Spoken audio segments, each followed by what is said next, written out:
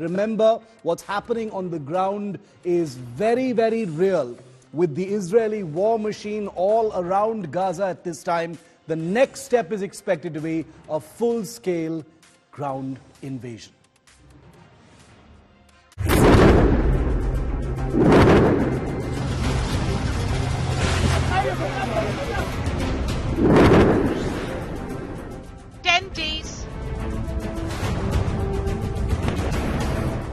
Israel and Hamas at war.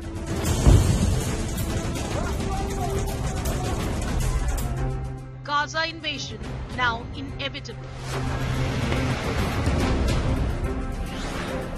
Israel gives 5-hour deadline to Gazans.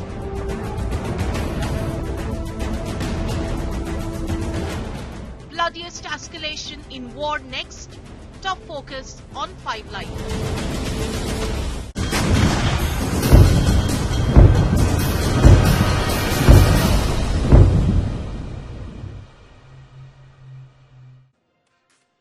It's day 10 and Hamas is still firing rockets into Israel. Even with all those airstrikes in Gaza, Hamas is still finding it possible to fire rockets into Israel.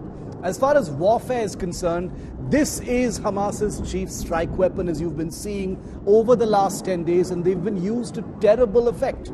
On October the 7th, the biggest ever terror attack in Israel's history, it began with an overwhelming wave of rockets, thousands of them crashing into an unsuspecting Israel. Israel's famous Iron Dome system, which you can see in action here, intercepting some of those rockets, built to detect hundreds of these rockets at a time and intercept them mid-air, was effectively overwhelmed by the sheer numbers of rockets, thousands upon thousands, that were fired by Hamas in one go. Even now, 10 days after that attack, and after 10 days of sustained Israeli bombardment of Gaza using fighter jets, Hamas continues to fire rockets into Israel, which raises the question, where are they firing these rockets from? How are they hiding their rocket positions from Israel? Isn't Israel hyper alert and hyper aware at this point of time, with its eyes wide open about where the firing is taking place? So what explains the rockets still flying in from Gaza? Air raid sirens continue to ring in Israeli cities, including the capital Tel Aviv, and the shroud of fear still lingers in neighborhoods that were struck even 10 days ago. Now, Israel, a country, viewer, with an extraordinary level of high technology in its defense systems, was still unable to defend against what Hamas terrorists unleashed on October the 7th. But there's reason to believe that alongside Israel's campaign to destroy Hamas, that is set to begin anytime now from the ground as well, Israel will also be escalating the level of its weapons technology.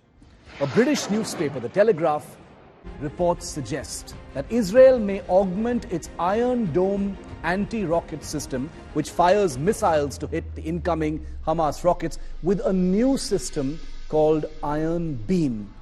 This is a system that won't be replacing Iron Dome, but will augment it.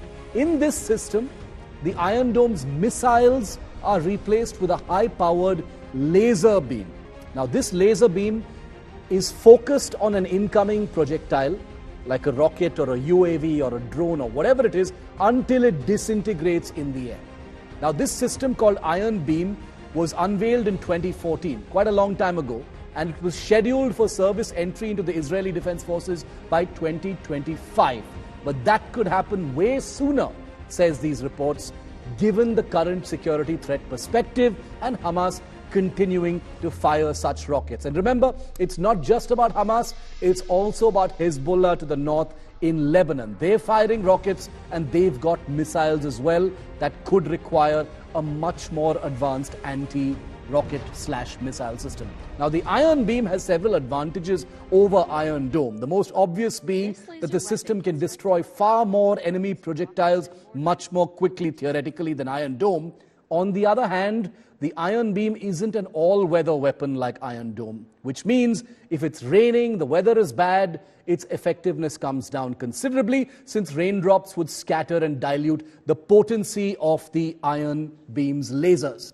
The Iron Beam system would therefore need to be deployed alongside Iron Dome, with the laser beams and missiles working in tandem to take care of their distributed share of incoming Hamas rockets. Now, these things are called directed energy weapons. There's no real projectile which flies out from a system and goes and hits another rocket. It's simply a Star Wars style laser beam, a high-powered laser beam that is pointed at an incoming projectile and is focused on it until the enemy material disintegrates in the air. It all sounds very futuristic, but let me tell you that this class of weapons called directed energy weapons are a reality.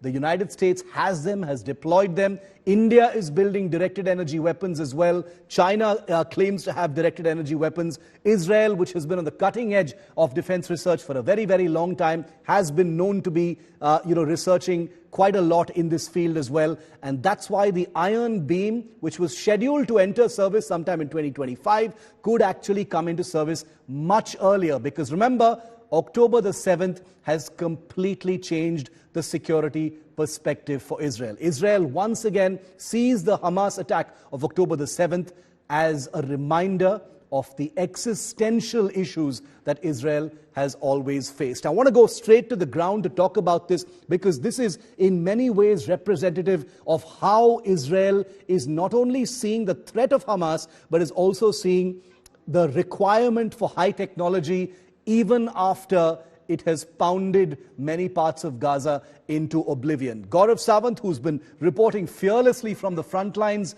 of Israel and Gaza for over 10 days now. He's with us live. Gaurav, I wanted to quickly ask you about this story that we've been putting out for our viewers on the Iron Beam system. Throughout your reporting, Gaurav, we've noticed in the background the Iron Dome system activating, the air raid sirens, the interception of rockets over your head. It's come to a point where it doesn't even startle you anymore. I noticed that when rockets are flying overhead and interceptions are taking place by the Iron Dome, you don't even flinch. It's become completely normal for you.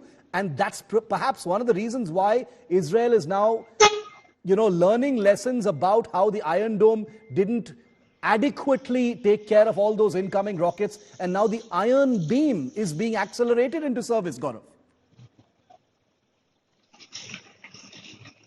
Shiv, you're absolutely right. It's a prototype which is being accelerated, not yet accepted completely into the system, but it's literally trial by fire and baptism by fire as far as Israel is concerned. The Iron Dome was completely overwhelmed, not just on the 7th, but even subsequently when a volley was fired. And this is where Israel believes that it can't be just Hamas. It's a military mind. It's perhaps the Iranian army that studied the Iron Dome down to the last detail and told Hamas how to overwhelm the Iron Dome system. Also, each missile that intercepts the incoming rockets and missiles is extremely expensive, takes time to make, and several of these interceptors have now had to be brought from the United States of America after a series of barrages that were fired by the Hamas and continue to be fired by the Hamas even as we speak, Shiv.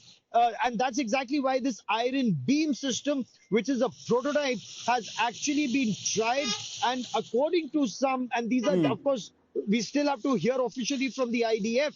We don't have an official version on this, but apparently it was very effective last night in intercepting incoming rockets. Now, Shiv, Hamas has actually increased and improved its rocket and missile delivery system. Earlier, the rockets would only hit this border area where I am right now, 5 kilometers, 10 kilometers, maximum 30 to 50 kilometers. Now they have rockets that are actually targeting central Israel, including Tel Aviv and Jerusalem. So that makes the threat all the more greater as far as Israel is concerned. And that is why the Iron Beam system works more effectively.